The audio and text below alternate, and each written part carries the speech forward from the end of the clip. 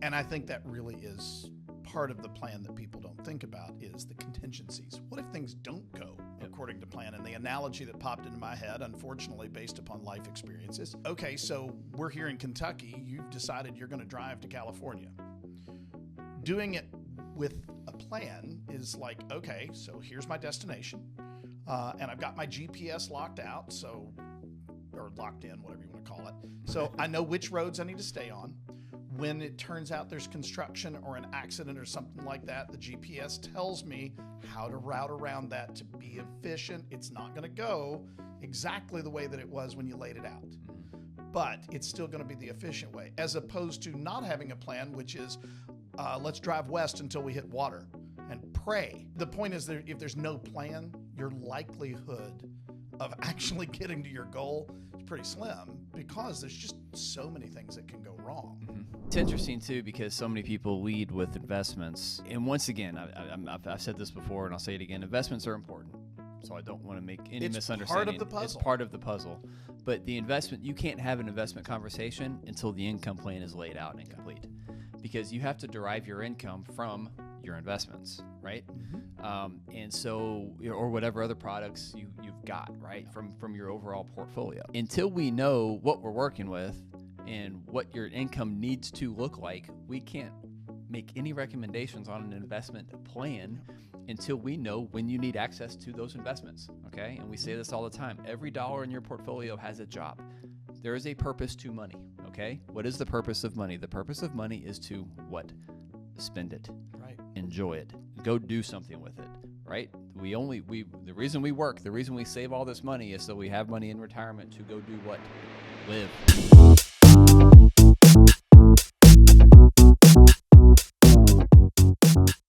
Good morning, good afternoon, good evening, whatever time of the day you're listening to this. We appreciate you joining us here for another episode of the Retirement Planning Happy Hour. Eric Douglas, Chris Vaughn, Family Wealth Planning Partners.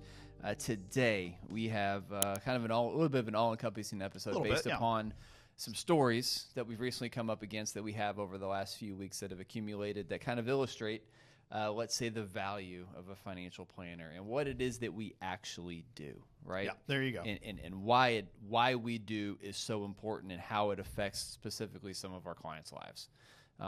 Juxtaposed against, what some prospects have come in that we've had come in the door recently, right? Thinking one thing about what we do and then coming to a realization that what we actually do is quite a bit different than what they were expecting or what they had in mind based upon what, traditional industry standards are for people like us in our industry. So that's kind of the little bit of an introduction to the topic for today. Mm-hmm. Well, why don't you introduce the bourbon? So, I can't introduce the bourbon because it's not bourbon this week. There we go. This is a whiskey. This is actually from Bardstown Bourbon Company. But it is a whiskey, and the reason why it is a whiskey and not a bourbon, right off the top of it, just looking at it, it is less than 51% corn. So that's a deal breaker. Uh-oh. So what this one is, and I will tell you right now, this one is readily available in most decent-sized liquor stores. It is also a little pricey. Bardstown stuff tends to be that way. They are a sourcing distillery right down in Bardstown. Really neat tour. I've been down there. It is well worth going to see. They do all kinds of crazy stuff. And they're one of the few places I've seen that the crazier they get, the better it gets. Usually that's a bad thing, but not with them. Well, they are definitely a little pricey, which is part of the reason why we were talking about this before. I've not really had many Bardstown products. Right. I think I've had one, maybe two. And there's so many of them out there. And they're good, but it's not something that really pops up on my radar on a regular basis. So I've just never really, I'm not very familiar with their lineup, let's say. Well, okay, so first of all, the stuff that they actually put their name on is what you're talking about. Yeah. But you, whether you're aware of it or not, probably you're very familiar with a lot of things they make because they are a sourcing distillery. Sure. And they don't advertise the other bourbons that they actually produce. But anyway, this particular one, I will tell you that this is about a $160 bottle if you go out and buy it today. I did not pay that much for it, but I've also had this for, a year and a half, 2 years. So what they've done is they've taken a blend, and Bardstown does a really good job on the side of their label. They will tell you all the different whiskeys that they used, right? So this one is a 90% blend, or excuse me, it's 90% whiskey that was produced in Indiana, that's interesting because Bardstown is not in Indiana, but MGP, another big sourcer, is. It's 7 years old, and it is 45% corn, so there's your deal breaker. 51% rye, so this is probably going to have a very, very spicy note to it. And then 4% malted barley. They then blend that 10% Tennessee whiskey that is 17 years old, so you should pick up some oak and stuff like that. 84% corn, 8% rye, 8% malted barley, if I'm reading that correctly. And then they finish this, and this is what's special about this one, in Foursquare rum. So if you know anything about rum, Foursquare is one of your higher-end rum distilleries.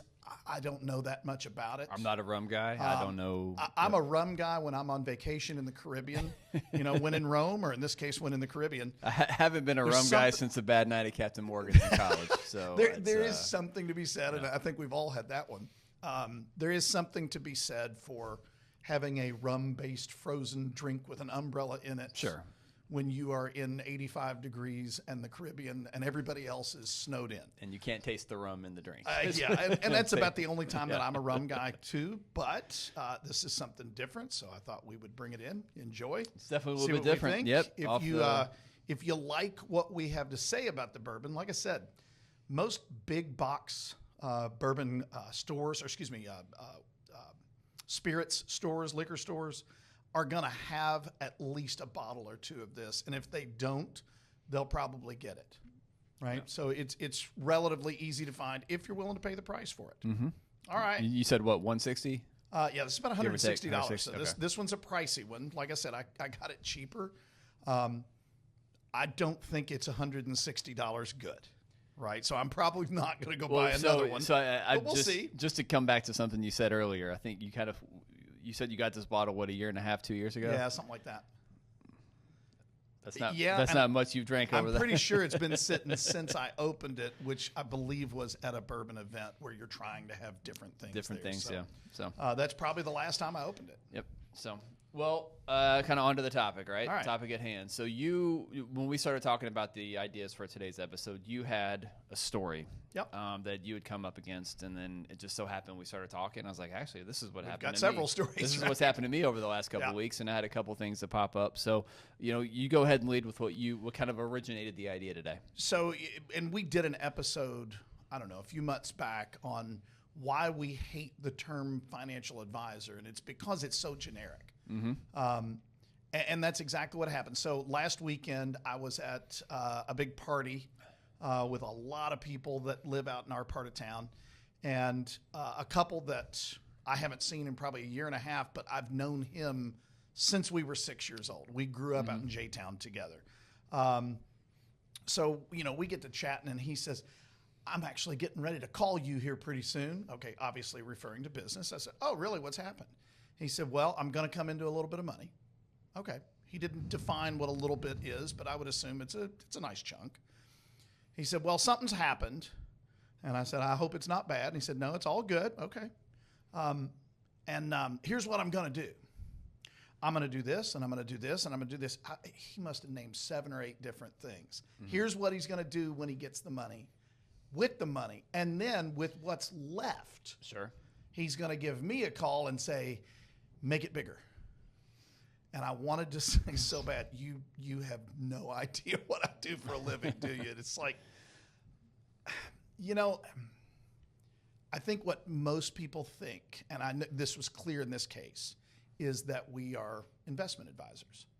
Managers, right? Investment managers. Or managers. Probably to be more specific. The technical frame is investment advisor, but yeah, we're investment managers, right?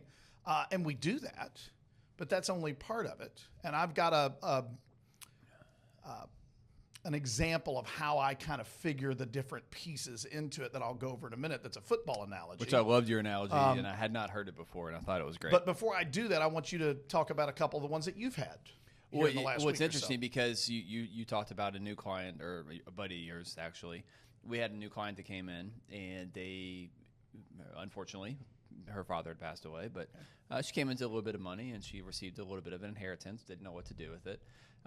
But to your point, when she came in, she was talking immediately about, well, I need to buy a new car. I need to pay off this credit card. I need to do some, Sure. Not that any of those things are necessarily bad in and of themselves. And she said, then I'm going to have some money left over to invest. There it is. And that's why she's in. And she didn't know what she was inheriting. She didn't know the tax ramifications of what she was inheriting.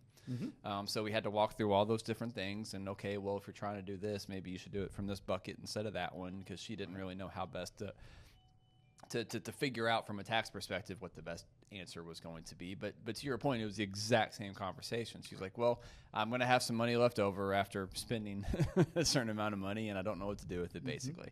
And so she sat down, and I started going through some of the questions, and none of the questions were pertaining to the investments themselves necessarily. It was all about, and I don't think she was very prepared for. Actually, I know for a fact she was not prepared for this because she told me she was not prepared. But she was going, I was asking her questions about her income and, her job and her plans, short-term goals. But if she had any, things that she needed to spend money on the next 5 years, 10 years, was she trying to buy a house? Was she all these different things? And like, oh, you're married? Okay, well, tell me about your husband. What's his income? What does he do? How involved is he, right? And going through all these different things, and she just was very, very clearly not prepared. She was like, I have this money. She was ready to just, here's the statements and do something with it. That was her mentality walking in the door. Now, she was very pleasantly surprised when we kind of started going through the process, and she realized, oh, this isn't what I was expecting, but I like it, and I'm happy I came here. But she had one thing in mind, because she'd never worked with anyone before, and she just kind of thought we were all the same. And actually what she was doing was she was comparing in her mind. Her dad was in another state, and that was another reason she was looking for someone here locally, because she didn't really like who her dad was using. Right. And I'm not going to say the company, but it's a big box company. You see them everywhere, all over the country. But in her mind, everyone was like them. And that was basically her baseline, right? That was the baseline assumption for what someone in our industry does. And she did not have necessarily a very good experience with that individual, who had kind of talked down to her a little bit, and didn't really incorporate her into much of a planning conversation, right? And so she had felt, I don't want to say betrayed, but she just did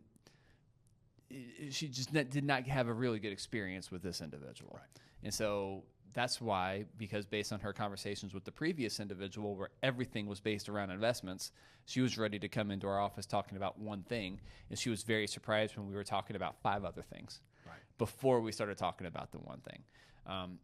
And so that is similar. It sounds like a very similar experience to what you were having with your buddy. Right.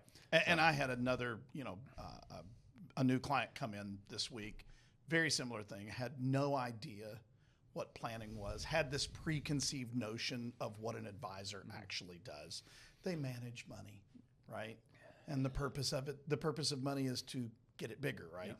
Because that's all people know. So I'll go on with the analogy here real quick, and I like to use this one. Is think about a football team, right? I'm a football junkie. I love it. God help me.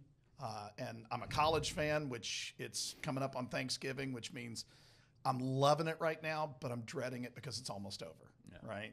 The biggest problem is it's a short season. But the reason I love the game is because it is more like real life, because of the complexity. That's what I like. So the analogy that I use is your investment advisor, and I'm using that phrase technically. The investment advisor, the investment manager, their job is like the running back if they're a conservative manager. What's a running back's job? Get 4 yards. That's their job. If they can get 4 yards every single play, they will win every single game. Don't lose yards. Yeah, so don't go backwards, right? If you get less than 4 yards, in many cases that's bad. If you get more than 4 yards, great, but you weren't trying to get more than 4 yards, right? You're trying to move the chains. First and 10, you're trying to move it, and you're trying to set up a second and 6. Exactly. Just get a new first down and just keep driving. Yep. That's their job, okay? Now, the more aggressive investment advisor is more like the wide receiver. And I can say this about wide receivers because when I was young, I played a little wide receiver. I didn't say I was very good, but I played a little wide receiver. I didn't ask. But they're the glory hound, right? They're not supposed to catch the ball 30 times a game. They're supposed to catch it 3 or 4, but they're supposed to get 20, 30, 40 yards when they do it. That's the big play, right? So the investment advisor is like that. The financial planner really, and I use the analogy that they're the quarterback, but they're not really the quarterback. They're the coach, right? They're the coach that's determining the plays. Who needs to get the ball, right? How does that win the game one play at a time, right? And then the quarterback is actually executing that, getting the ball to the right place. And I could throw in, theoretically, there's 6 different parts to financial planning, and I can put them all in here. Like the offensive line, that's insurance. That's what's protecting your team. I could keep going down that. But you know what the client is? They're the owner or the athletic director if you're a college fan. Their job is to get wins. That's what they worry about, right? So instead of worrying about all the little nuances, their job is to hire the right people and then let them go play the game and win the games. I had a couple of things come up this week. You and I both went to a symposium, which we do. That's how we learn. Yep. We went out to a dinner with a fairly big company, and they were presenting new ideas. Okay, great. I'm all about learning new stuff. Good ideas. Right, and they were good ideas. But we were in a room full of other advisors who are very clearly not financial planners in the way that we would define it. The questions that everybody was asking were all about ways to make people's money bigger or ways to not lose people's money. That was it.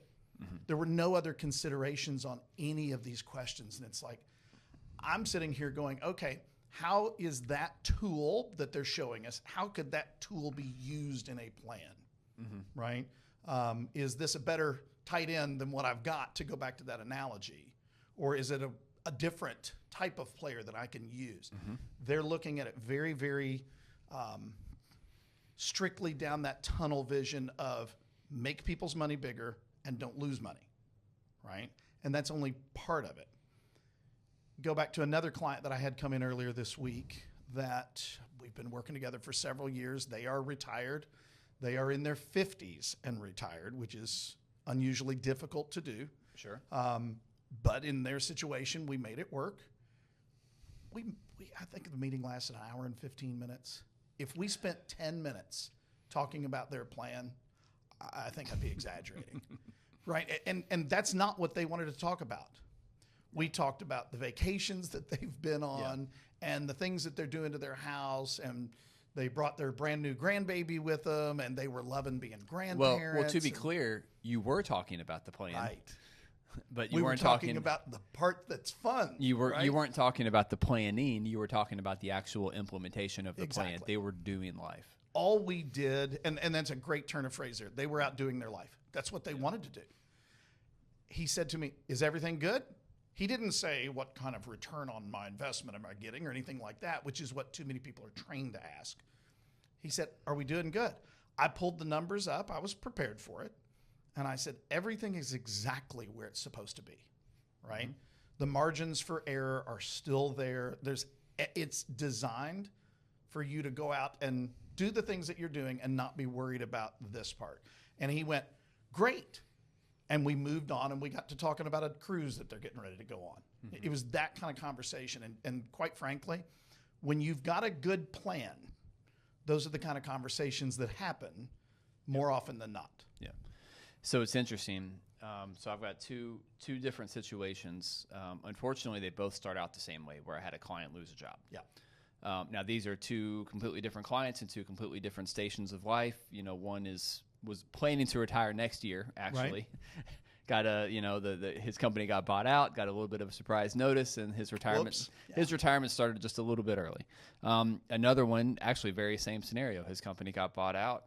He was a pretty well-paid employee. He ended up losing his job. That's, tough on anyone. It was a very tough situation. What's interesting about both of these cases is because I think both of these situations do a fantastic job of highlighting what we do and why we can be very valuable to clients. And neither one of these stories I'm going to lead with returns, although those are definitely, they've been pretty good too, right? So, market's been up, and, they've been certainly happy with that. But the reason we became valuable in both of these situations was because it's an illustration of the point that what do we say so very often when we talk to clients? The time to start thinking about putting the plan together is not when you need one. The time to start putting the plan together is before you need one. Right? You don't plan because now all of a sudden something happened and now you have to. You plan before something happens, so you don't have to be stuck planning in the moment, right? So you can prepare for the moment, so you can prepare the inevitabilities that life throws at you, the curveballs that life throws at you. You are prepared for those. And in both of these situations, both of these clients were fully prepared for curveballs that they were not expecting. When I walked into my meeting this week with the older gentleman who was preparing for retirement next year, I was not prepared for the first thing to come out of his mouth was, well, I retired today. Okay. All right. Thanks for the heads up. Talk to me about what happened. He's like, well, I lost my job. Like when? Oh, this week. Oh, okay. Well, this was a timely meeting. It just happened. This was on the calendar for weeks, right? But it just so happened that he walked in the door. His plans immediately changed in the conversation that I was set to have. Okay, throw that in the wayside, right? We're not doing a regular review meeting at this point. We're doing a brand new retirement prep meeting. We are modifying things. Which is great, is great. And of course we were ready, but you pull up the plan, we go through all the different variables and all the different, things that we need to consider. Not once do we talk about performance. Now, keep in mind, all of our clients know their performance well before they come in the door because of, all the online tools and all the things that we give them access to, the performance management stuff, right? So aside from the fact that we make it sound like it's not important, it is very important, don't misunderstand, but it's not the end-all, be-all. And part of the reason we don't talk about it much is because clients already know what it is. Aside from that, the entire conversation was, okay, well, do I need to go back to work? Should I go back to work? Should I file for Social Security? Should I wait to file for Social Security? The wife is still working. Okay, so we need to figure that out. But, okay, she was also planning to retire next year. So now her concern was, do I need to work longer than I was planning on? Do I need to sell a car? They had 2 cars with 2 car payments. Should we sell a car? Should we consolidate to 1 car? Should we sell a car and get a lower cost car? They have a vacation home that they rent out as an Airbnb as well. Should we sell the Airbnb, right? Should we sell the cabin? All these different things have absolutely zero to do with the performance of their investments. And so many people in our industry think that, I have to focus on performance. That's the main thing that's important. Nope. It's because they think that's what everybody is most concerned with. Exactly. And it is important. I don't want to discount it, but that was not anything that was anywhere close to the top of their mind when they walked in to talk to me about the fact that the husband lost the job unexpectedly, very unexpectedly, and they were afraid that it was going to derail their plans for retirement next year. So, okay, great. Well, we've done the planning. We've prepared for this type of an eventuality, right? We were already going to have you retiring. Let's just reevaluate and go through some of the numbers again and see how well prepared you are and whether or not you can stay retired or whether or not you need to go back to work. If you did go back to work, maybe instead of working full-time, would you want to go back maybe part-time? Do you still like work? You're still, because he's relatively young, right? They were retiring in their early 60s. They're in good shape. He takes care of himself. Both his parents are still around, doing well, right? So he's like, yeah, actually, I liked working. I wasn't necessarily prepared to quit yet, but I don't mind retiring. But so we're still working out some of those questions, but we showed him, okay, well, if you did this is the result. If you do that, this is going to be the result, right? And so we're walking through all the different options that he has available to him now. Because in all honesty, that's what it is. He has a new lifestyle ahead of him. And he's not fully aware of what that lifestyle is going to look like because he was not prepared to lose his job so suddenly. But now he has a lot of different things to consider. And all the different things that he was considering, I showed him through our planning what the results of those decisions might be as it relates to their preparedness or readiness, I should say, for retirement.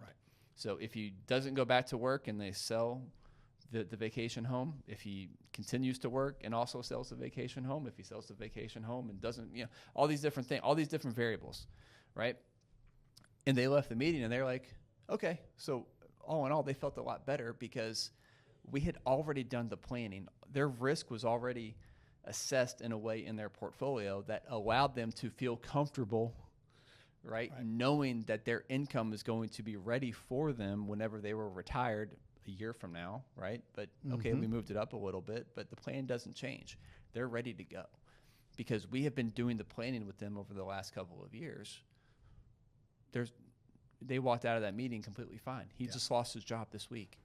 He's good. He's fine. And he's good to go. And he's good to go. And I think that really is part of the plan that people don't think about is the contingencies. What if things don't go according to plan? And the analogy that popped into my head, unfortunately, based upon life experiences, is, okay, so we're here in Kentucky. You've decided you're going to drive to California. Doing it with a plan is like, okay, so here's my destination. And I've got my GPS locked out, or locked in, whatever you want to call it. So I know which roads I need to stay on.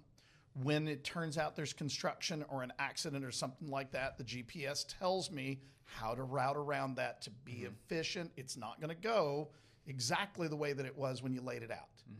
But it's still going to be the efficient way, as opposed to not having a plan, which is let's drive west until we hit water and pray that we actually get there. And that's a true story, by the way, except it was east. We made it to Moorhead 2 hours. We had to turn around and come back. But the point is, if there's no plan, your likelihood of actually getting to your goal is pretty slim because there's just so many things that can go wrong.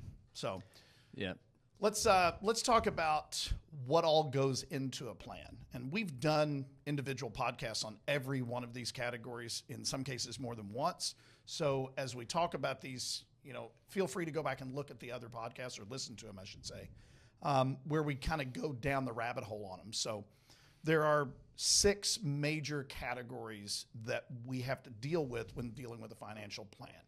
So those are taxation, because when we're teaching this in a workshop, we always start off with what's the single biggest expense you're going to have in retirement, and we get health care a lot.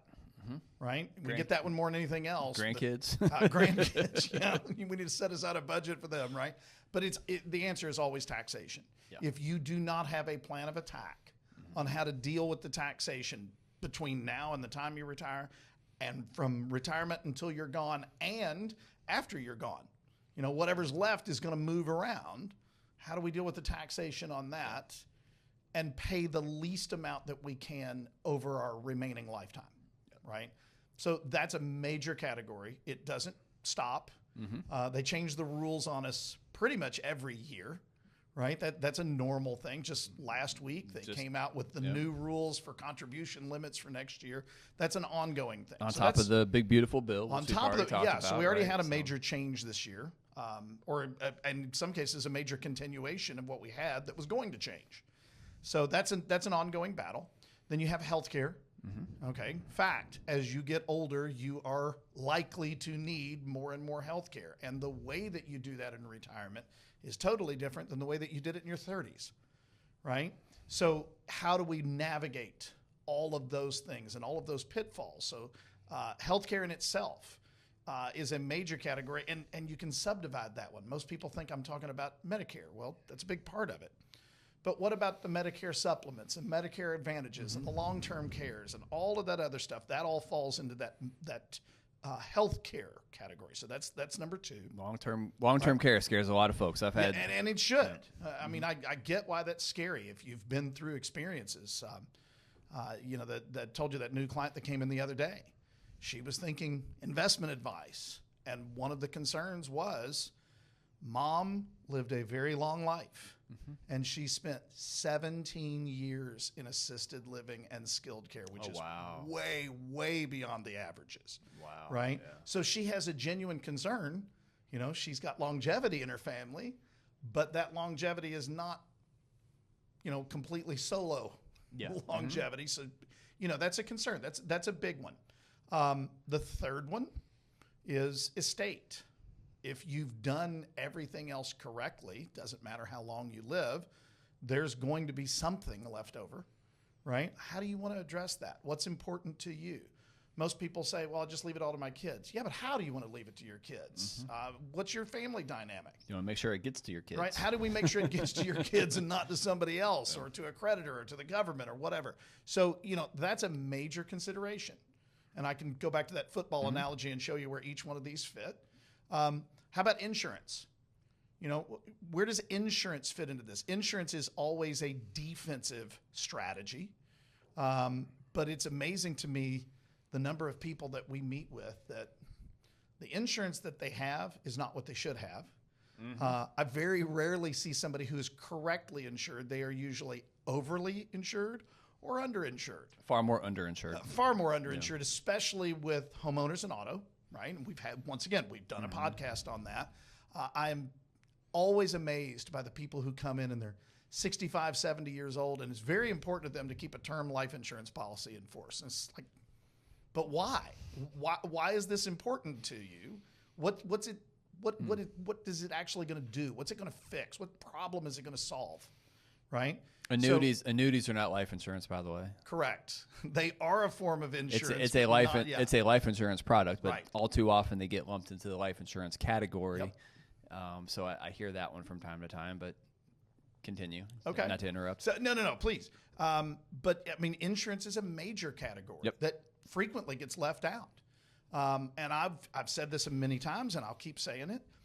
The biggest potential problem in most good financial plans that I've seen or worked on is auto coverage, because of the potential for a car accident that is not your fault, that is prohibitively expensive by somebody who is not covered, right? Because the number of uninsured drivers out there is truly mesmerizing. You know, you can't get blood from a turnip. People who say you're going to sue people, you can sue poor people all you want to, but when you're dealing with an uninsured driver, you are not dealing with somebody who's a billionaire, right? It doesn't work that way. What you think is not a lot of money is. So anyway, that's that one. The fifth category would be the investment part. That's the part that people tend to latch onto and think that's a financial plan. How many times have we seen somebody come in and they say, "Oh, I have a plan."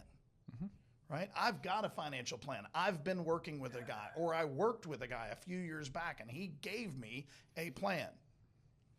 Are you about to hand me that plan? Yes, here it is, and it's printed out. Or even static. Or even worse than that, they think their financial plan should be based upon their emotional response to risk. Oh yeah. And I've had that was a new client this week as well. His financial plan was based upon how he felt about the markets and the fact that he had retired a couple of years ago.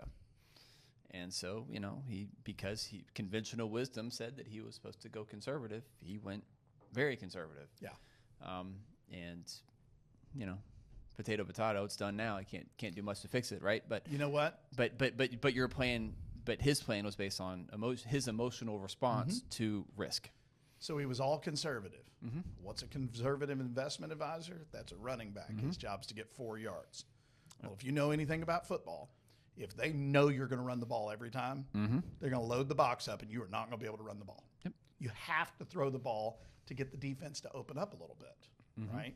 So, you know, that's the reason I use that analogy. This isn't the old school SEC. We got to throw the ball now. We got to throw the ball. You got to put some points on the board.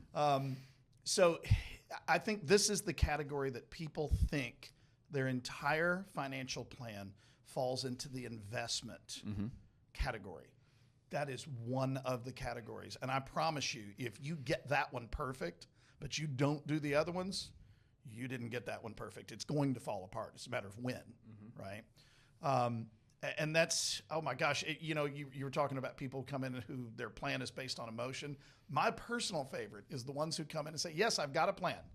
I'm going to show it to you. And they hand you a statement. Well, yeah, either that or a spreadsheet. Literally just a statement or a spreadsheet. That one's great. I've had that one many times. And, I've got a neighbor of mine that I'm friends with. He came up to my house one time and he said, I want to go over financial planning. Cool.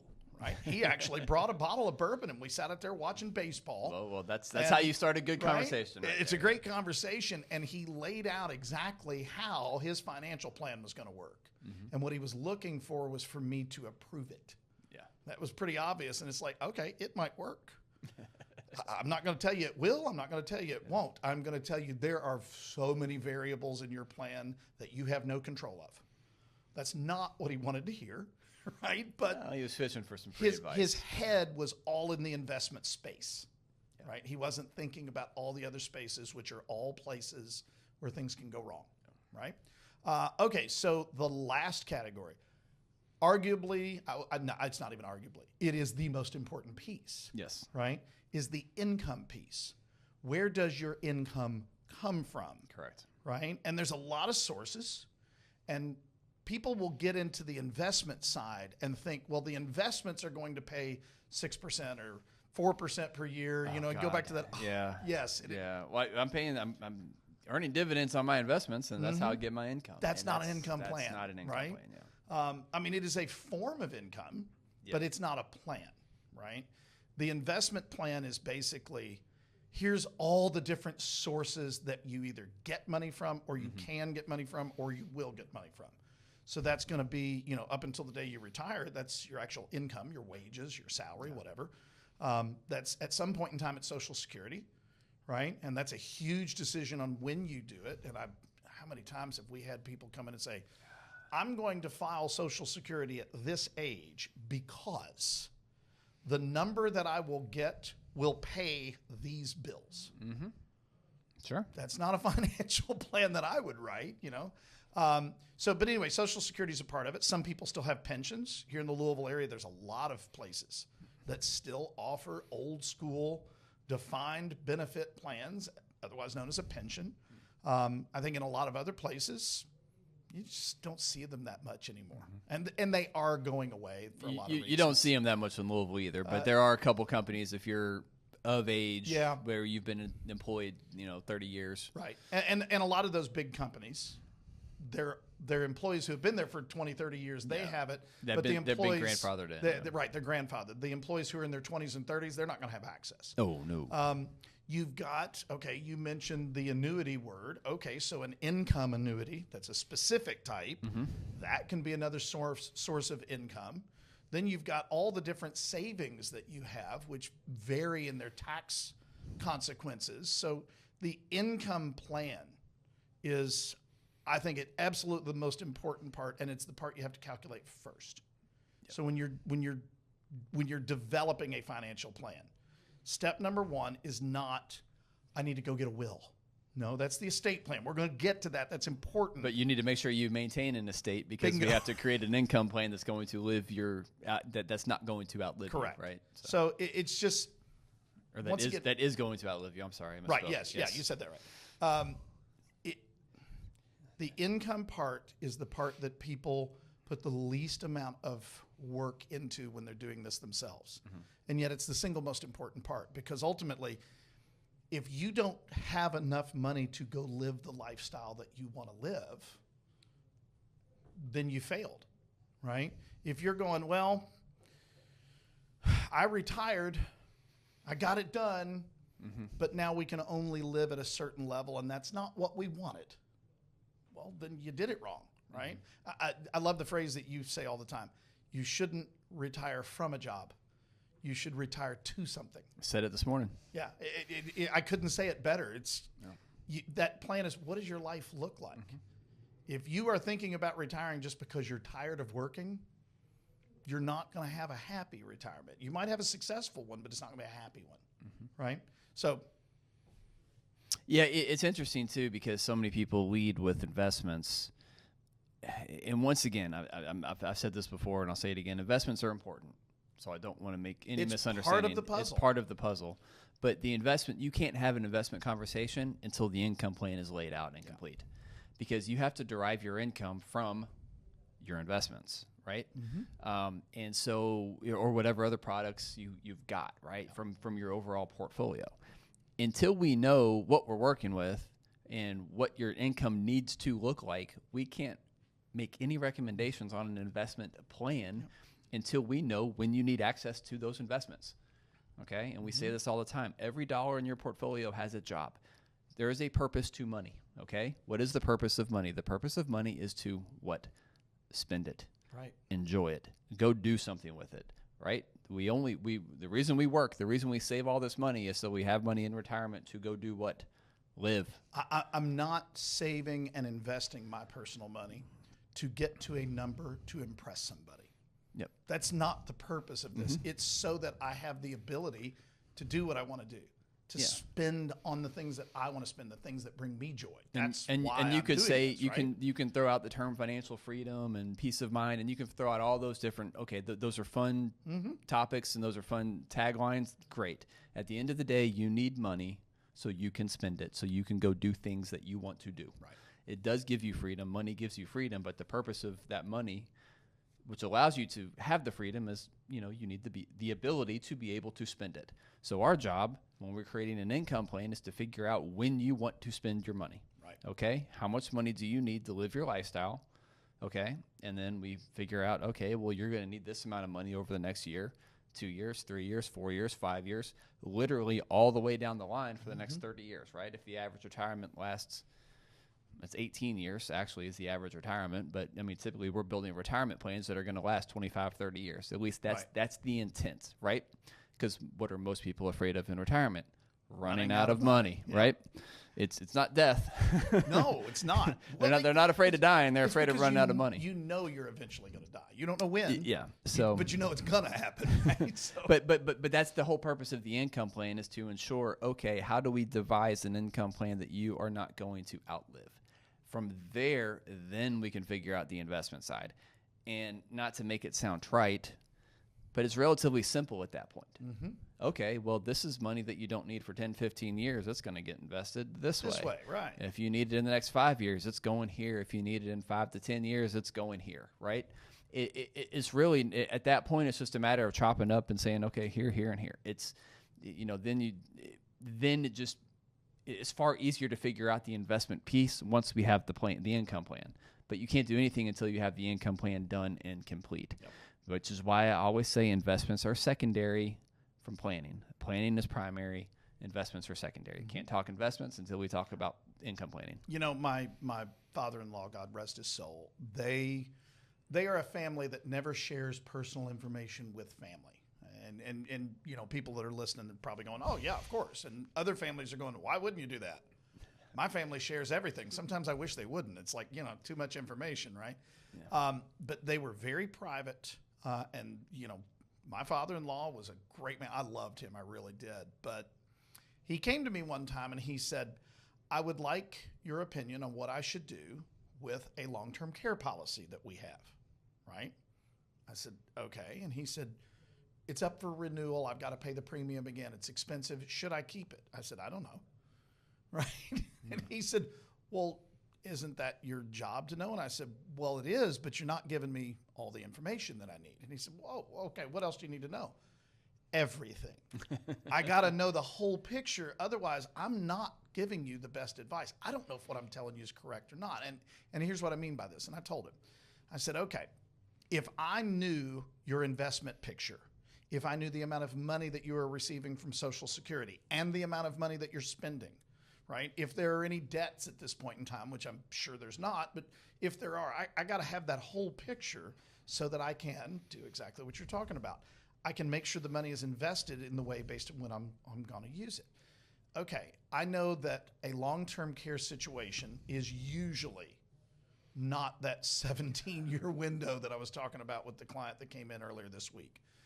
I can kind of budget and say, okay, at this point in time, you're going to have an expenditure of this amount of money in a worst case scenario, mm-hmm. right? If you end up needing that long-term care. Okay. Can you cash flow it? Because if you can, why in the world would you want to spend that kind of money on insurance that you don't have a need of? Mm-hmm. Well, okay. And I told him all that. And he said, well, you know what? Well, maybe I would rather have the insurance and leave that money behind. I said, great. I benefit, but that's not the purpose of this. The purpose is to benefit you, not me. Yeah. Right? Yeah, Kathy and I we're not going to tell you, please don't give us money. Well, what's happening now is in his mind, he's justifying what he already bought. Correct. Yeah. And that's what he ended up doing. Yeah. Right? And he ended up renewing it. He is no longer with us. He never used it. Mm-hmm. Right? Was it a waste of money? I don't know. Right? Because it did. It was also on my mother-in-law, who's still very much living. I don't know if it was a waste of money or not. I won't know that answer until mm-hmm. we get to what we jokingly call end of plan, which is translation, that's when you die, right? Yeah. Once again, you can't you can't do a good plan unless you know the whole picture. And unfortunately, most advisors, most clients don't even ask for the whole picture. They get stuck in that investment side, or they get stuck in that one concern they had about should I get a trust or is a will sufficient? It's just part of the picture. So that story leads me to an interesting story, because you talked about that symposium that we went to earlier this week. Shout out to First Trust, by the way. Absolutely. They're a fantastic partner. But it was interesting because at one point, and we hear a lot about the generational wealth transfer, and we probably need to do more of an episode on that. I think I did one maybe a year ago about that. But actually, those numbers have been updated, and they're assuming, or they're actually expecting, that the generational wealth transfer that's going to happen from boomers to, Gen X and millennials is even bigger than they were predicting over the last couple of years. I mean, it's multi-trillion, like $40 trillion, right? A massive amount of money that's going to change hands. Problem is, and they were saying the problem is that the boomers are living too long right now. That's why it hasn't. Boomers would say that's no, why that's it hasn't. not true. That's why it hasn't happened yet. But it was interesting because and we talk about this all the time. Bring your kids into the plan, right? Oh, and at the symposium, they were talking about making sure that you're incorporating kids into the plan, and that way you can continue the wealth transfer and make sure that the wealth transfer happens efficiently and smoothly, which of course we try to do. It was hilarious because we're all thinking the same thing in the room. And the guy next to me leaned over, and I did not know this other advisor from Adam. He's a nice guy. I talked to him at the dinner. It was a fun guy to sit next to.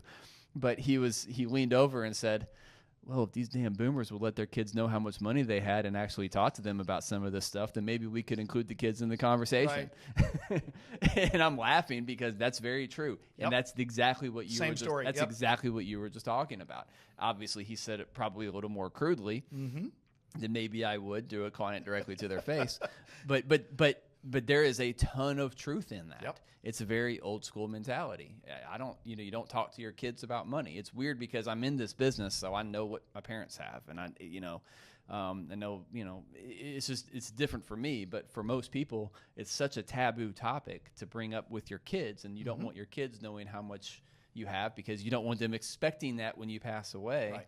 But the reality is, if they're not expecting that when you pass away, they're not prepared for it when you pass away, and that's usually when wealth is lost. Yep, exactly right. And that transfer was not done efficiently, and they were not prepared for the transfer of wealth that they inevitably received. And every day, all the time, you're hearing all these stories about the record number of 401k millionaires. There's more money in 401ks, and markets hitting all-time highs, and actually it was a couple of weeks ago, not so much right now. We're down, we're maybe at the start of a correction here, some profit taking, I guess, if you will, but that's besides the point. The point is there's a lot of money out there that hasn't changed hands yet, and a lot of people that are not talking to their kids about it. Yeah. And no matter how many times we beat that drum to speak with your kids, about your wealth and about what they're going to receive one day, that's a huge, huge part of the planning process as well. I want to talk about talking to your kids about money. And we did an episode on how do we learn about money and investments. And we talked about how to teach your kids. When we say kids, we're not talking about your children. Yeah. I'm not going to tell my 6-year-old how much money I make. We're talking about fully grown adults. Right. We're talking about grown adults. And I was thinking as you were saying that, okay, so let me take my personal situation where my in-laws, one of them is now gone. The other one is still alive. Okay. I genuinely have no idea what's there. Not a clue. I suspect the same way, they were fairly well off because they were good savers, but I have no idea, right? I do know this. The tax bomb is going to hit me at some point in time, and I'm going to have to react. I've told many times this, we need to do something about this. My wife has brought it up.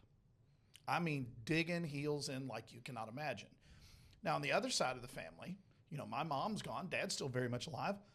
I manage all of his stuff. I know exactly what he's got. And I know that we have positioned it, and I've had the conversation with him and with my sisters, so that, assuming that he passes away before he runs out of money, we've talked about spendthrifts, that it's going to minimize the tax situation that the inheritance creates.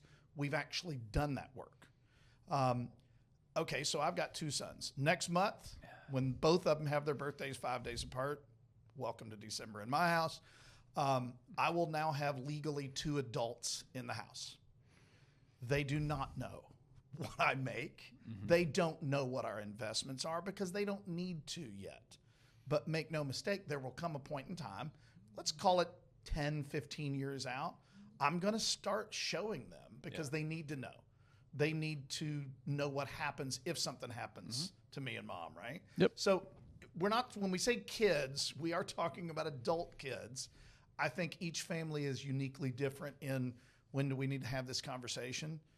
But if you're waiting until the last minute, you know, okay, I'm going to die tomorrow afternoon because I know everything's shutting down, I'm in the hospital, I better tell them. That's not what we're talking about. It needs to be much earlier so it's involved in part of their plan as well. Even conversations I have with my clients, it's interesting because, you know, 50, 60-year-old clients, mid-60s, right? And, you know, their parents are in their 80s and 90s.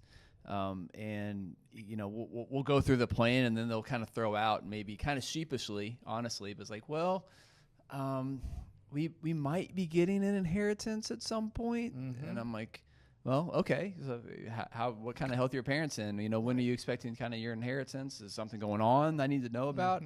Well, no, nothing big, but like I might be getting an inheritance one day. And I'm like, oh, do you know how much? Right. No, is it tax qualified? No, not really. I'm like, do you know what kind of accounts? Do you know how you're going to be receiving your inheritance? No, not really. Well, if you can find that out, that makes my job a lot easier trying to give you some advice because we're doing all these things based upon what you have. But if we know for a fact that you're going to be getting other sources or other investments that you're going to be inheriting soon, depending upon the way that you inherit those, that could have a pretty big impact on the decisions that we're making today, right? But to your point, like I'm sitting here, you know, so many times I've tried to get it out of them and they just won't tell me. Yeah.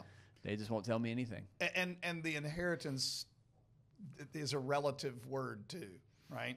Well, mom and dad are loaded. So when they're gone, we're going to have a big inheritance. Define loaded, because you and I have both had this conversation many times with people. You will have people come in and they are worth $2, $3, $4, $5 million in investable assets, and they are terrified they're going to run out of money, right?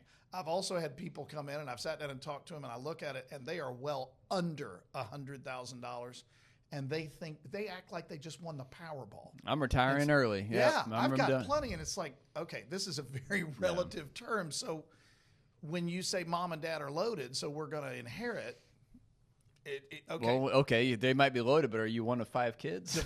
Okay, yeah, I was good ready to go there. So how many people are going to inherit, right? Yeah. You just said it.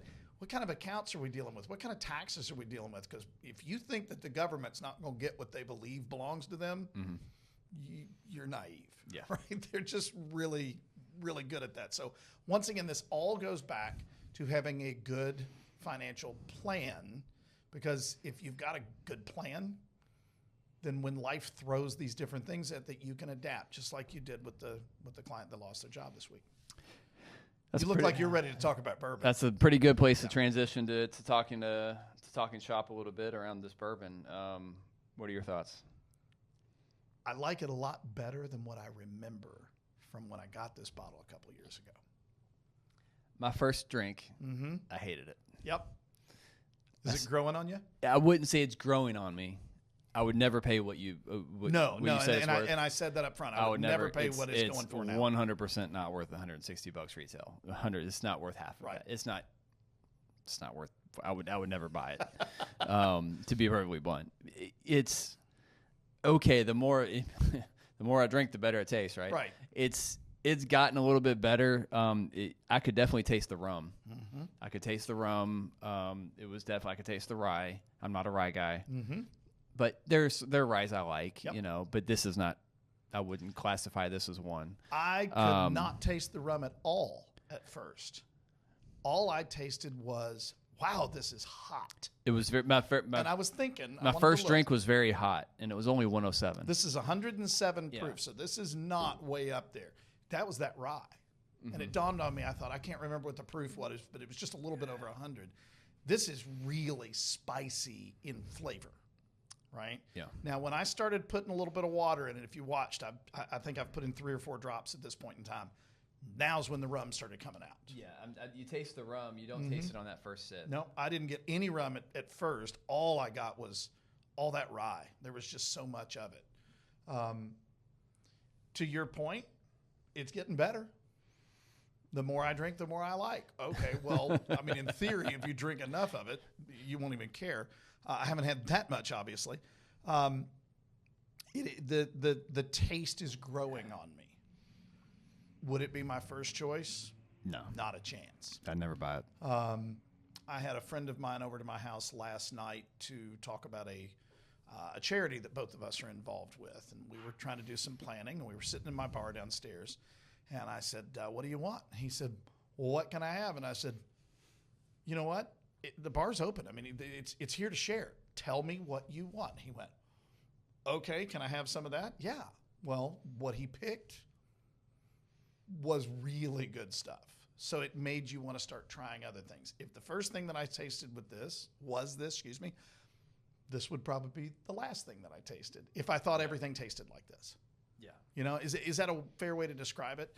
Whereas if I had already tasted some other things, this might kick in. I would like to try this in a cocktail. I would like to see what happens when you mix this with some other things, be it the sugars or the